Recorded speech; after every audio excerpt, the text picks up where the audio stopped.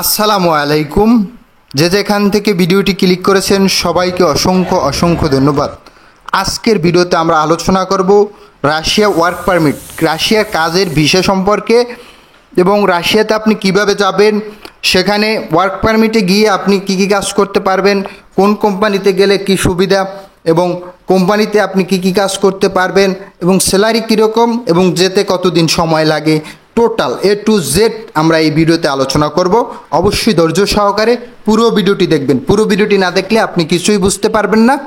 এবং ভিডিওর শেষে আপনাদের মূল্যবান যে কমেন্টসগুলো রয়েছে প্রতিনিয়ত, সেই কমেন্টসগুলো নিয়ে আমরা আলোচনা করব এবং সেই কমেন্টসগুলোর উত্তর দিব। আজকে অবশ্যই আপনারা সেই কমেন্টসগুলোর উত্তর দেখে যাবেন। আমাদের চ্যানেলে নতুন দর্শক হয়ে থাকলে চ্যানেলটি সাবস্ক্রাইব করবেন পরবর্তী ভিডিও পেতে এবং একটা লাইক করে আমাদের উৎসাহিত করবেন। কমেন্ট বক্সে আপনার মতামত জানাবেন। তো বেশি কথা না বাড়িয়ে মূল ভিডিও শুরু করা যাক।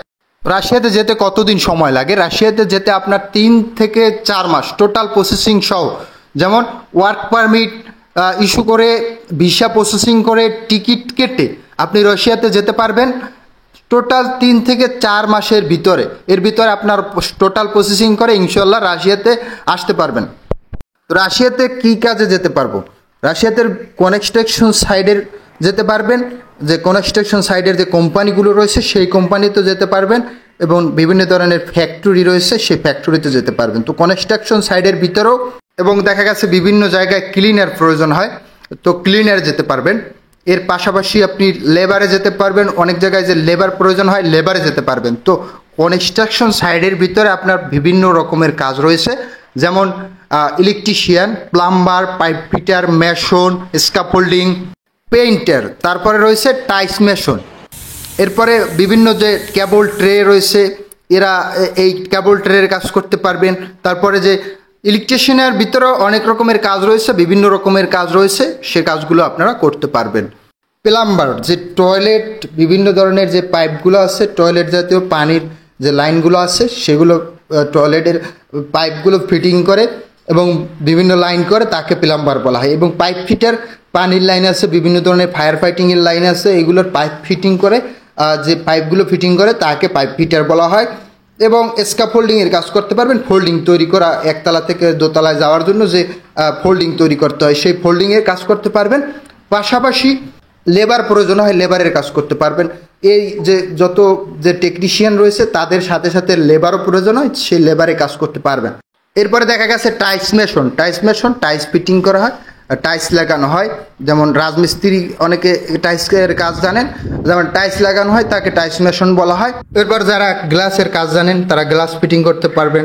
পাশাপাশি কনস্ট্রাকশন সাইডের ভিতরে একটা বিল্ডিংয়ের ভিতরে অনেক কাজ রয়েছে, সে বিভিন্ন ধরনের কাজ রয়েছে, তো বিভিন্ন ধরনের কাজ করতে পারবেন। তো এবার আসি ফ্যাক্টরির কাজ সম্পর্কে। তো ফ্যাক্টরিতেও আপনারা কাজ করতে পারবেন বিভিন্ন ধরনের, যেমন ফুড ফ্যাক্টরি, মাংস ফ্যাক্টরি, চকলেট ফ্যাক্টরি, বিভিন্ন ধরনের যে ফ্যাক্টরিগুলো রয়েছে, নিত্য প্রয়োজনীয় জিনিস হয় সেগুলোর ফ্যাক্টরি রয়েছে, সেই ফ্যাক্টরিগুলোতে আপনারা কাজ করতে পারবেন। পাশাপাশি কার ড্রাইভ করতে পারবেন। এছাড়াও রয়েছে যেমন ফুড ডেলিভারি দেওয়া হয়, তো ফুড ডেলিভারির কাজ করতে পারবেন। যেমন বিভিন্ন হোটেলে কাজ করতে পারবেন, হোটেলের আবাসিক হোটেল রয়েছে এবং খাবার হোটেল রয়েছে, আবাসিক হোটেলেও কাজ করতে পারবেন, খাবার হোটেলেও কাজ করতে পারবেন। তো কাজের ভিতরে অনেকগুলো কাজ রয়েছে এই রাশিয়াতে। তো কাজ আসলে আপনার বসে থাকতে হবে না, কাজ পাবেন ইনশাল্লাহ। এবং এখন কথা বলি যে বেতন এবং থাকা সুযোগ সুবিধা কেমন।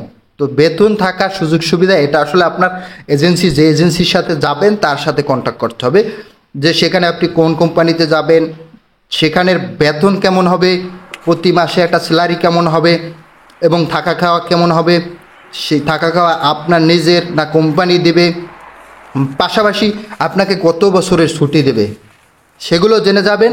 এবং সেই কোম্পানিতে আপনার কন্ট্যাক্ট কত বছরের, সব কিছু A to Z আপনারা জেনে শুনে তারপরে রাশিয়াতে পাড়ি দেবেন। তার আগে নয়, কারণ গিয়ে যদি আপনি বিপদে পড়েন তখন আর আপনাকে কেউই বাঁচাতে পারবেন না। যাওয়ার আগে যদি আপনি সতর্ক থাকেন তারপরে আপনি দেখা গেছে সতর্ক থাকলে আপনি জেনে শুনে তারপরে তার কাছেও আপনি বলতে পারবেন ফোন করে, ভাই আমার এই কাজে এই সমস্যা হচ্ছে, এজেন্সির কাছে আপনি ফোন করে বলতে পারবেন। তার আগে তো আপনি যদি তার সাথে আপনি কন্ট্যাক্টটাই না করেন, জেনে শুনে না যান, তাহলে আপনি তার কাছে জিজ্ঞেস করতে পারবেন না, ভাই আমার এই কাজ দিছেন তাই এই কাজ করাইতেছে। তো এই জন্য এজেন্সির সাথে ভালোভাবে জানবেন, শুনবেন, তারপরে আপনারা টাকা পয়সা জমা দিবেন, সেখানে প্রসেসিং করাবেন এবং ইনশাল্লাহ এই রাশিয়াতে চলে আসবেন। কোন কাজের চাহিদা বেশি এবং কোন কাজে বেতন বৃদ্ধি হয়? তো রাশিয়াতে আপনার কনস্ট্রাকশন সাইডের ভিতরে সবচেয়ে বেশি চাহিদাও রয়েছে এবং বেতনও বৃদ্ধি হয়, এবং এর পাশাপাশি ফুড ফ্যাক্টরি, মাংস ফ্যাক্টরি, বিভিন্ন ধরনের যে ফ্যাক্টরিগুলো রয়েছে সেখানেও কর্মীর চাহিদা রয়েছে। কারণ রাশিয়া এখন উন্নত একটি দেশ, এদেশের অর্থনীতির চাকা ঘুরেছে, তাই রাশিয়াতে কিন্তু কর্মী সংকট রয়েছে। তো কর্মী সংকটের কারণেই রাশিয়াতে আসলে আপনারা বসে থাকতে হবে না, রাশিয়াতে কাজ করতে পারবেন। রাশিয়াতে আসলে আপনারা ভালো একটা আর্নিং করতে পারবেন এবং ভালো আর্নিংয়ের পাশাপাশি এখানে সুযোগ সুবিধাও রয়েছে এবং কোনো প্রবলেম হবে না। আমরা আপনাদের যে রাশিয়া কাজের বিষয় সম্পর্কে আপনারা যে কমেন্টসগুলো করেন, সেই কমেন্টসগুলো, মূল্যবান কমেন্টসগুলো আর উত্তর দেওয়ার চেষ্টা করব। তো ভাই আপনি কি লোক নিতে পারেন? না ভাই, আমি লোক নেই না।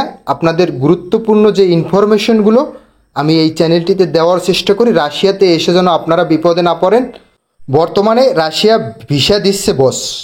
যাই হোক ভাই, আমাকে বস বলতে হবে না, আপনাদের একজন ছোট ভাই বা আপনাদের ভাই হিসেবেই জানি। তো এখন বর্তমানে রাশিয়াতে ভিসা দিচ্ছে 2024-এর আজকে সেপ্টেম্বর মাস, এখন পর্যন্ত রাশিয়াতে বর্তমানে ওয়ার্ক পারমিটের মাধ্যমে ভিসা দিচ্ছে। আমি ওয়েল্ডিংয়ের কাজে যেতে চাচ্ছি, বেতন কেমন হতে পারে ওয়েল্ডিংয়ের কাজে? হ্যাঁ ভাই, আপনি একজন স্কিল ওয়ার্কার এবং প্রবাসের ভিতরে ইলেকট্রিশিয়ান এবং এই যে ওয়েল্ডিংয়ের কাজ, এর চাহিদা অনেক বেশি, কারণ ওয়েল্ডিংয়ের কাজ অনেকেই করতে পারেন না, তো এর চাহিদা বেশি রয়েছে। আপনারা যদি ওয়েল্ডিংয়ের কাজ করেন কনস্ট্রাকশন সাইডের ভিতরে বিভিন্ন প্লান্ট, বিভিন্ন প্রজেক্টে, তাহলে আপনি ইনশাল্লাহ সবার চেয়ে অনেক বেশি টাকা ইনকাম করতে পারবেন, এটা আমি বলতে পারি। ভাই 31 মে ডেলিগেট দিয়েছি, এখনও কিছু আসেনি, তাহলে যেতে পারবো রাশিয়া? 31 মে যদি আপনি সেখানে ইন্টারভিউ দিয়ে থাকেন, কোনো কোম্পানিতে যদি লোক আসে বাংলাদেশে অনেক সময়, তো সেখানে যদি আপনি ইন্টারভিউ দিয়ে থাকেন তাহলে আপনার ওয়ার্ক পারমিট ইস্যু হবে, তারপরে আপনার ভিসা লাগাবে, তারপর টিকিট কেটে আপনি আসতে পারবেন, তার আগে নয়। সেখানে ইন্টারভিউতে আপনি সাকসেস হয়েছেন কিনা, তারা আপনাকে সাকসেস করেছে কিনা সেটাও আপনার জানতে হবে। ভাই রাশিয়া যেতে কতদিন সময় লাগে? তো ওয়ার্ক পারমিট সহ, ভিসা প্রসেসিং সহ, in total ticket all processing সহ 3 থেকে 4 মাস এর ভিতরে ইনশাল্লাহ আপনি রাশিয়াতে আসতে পারবেন। তো এক বড় ভাই একটা বড় কমেন্টস করেছেন। যাই হোক ভাই, আসসালামু আলাইকুম। সিবি তৈরি করতে কি আপনার অনলাইন করা লাগে? হ্যাঁ, আপনি যদি নিজে নিজে অ্যাপ্লাই করেন রাশিয়া ওয়ার্ক পারমিটের জন্য, তাহলে আপনার অনলাইনে আপনার সিবিটা থাকতে হবে, নয়তো সেখানে তারা কিভাবে চেক করবে যে আপনি সে অরিজিনাল সিবিটা দিছেন না ডুপ্লিকেট সিবি দিয়েছেন? এটা হইতে পারে যে আপনি ওই সিবিটা অরিজিনাল চেক করার জন্য অনলাইন করতে হবে, অবশ্যই অনলাইন করে তারপরে সিবি জমা দিতে হবে। আর যদি আপনি সিবি সেখানে জমা না দিতে পারেন, তাহলে ভালো কোনো এজেন্সি দেখে আপনি সিবি জমা দিতে পারেন। প্রিয় দর্শক, প্রতিনিয়ত আমরা আপনাদের রাশিয়ার কাজের বিষয় সম্পর্কে ইনফরমেশন, গুরুত্বপূর্ণ ইনফরমেশনগুলো দিয়ে থাকি। তো আমাদের চ্যানেলে যারা নতুন দর্শক, অবশ্যই চ্যানেলটি সাবস্ক্রাইব করবেন। যারা সাবস্ক্রাইব করেছেন তাদেরকে অসংখ্য ধন্যবাদ। তো সাবস্ক্রাইব করে পাশে থাকা বেল আইকন ক্লিক করে রাখবেন, একটা লাইক করে কমেন্ট বক্সে আপনার মতামত জানাবেন। অবশ্যই ভালো থাকবেন, সুস্থ থাকবেন। আল্লাহ হাফেজ।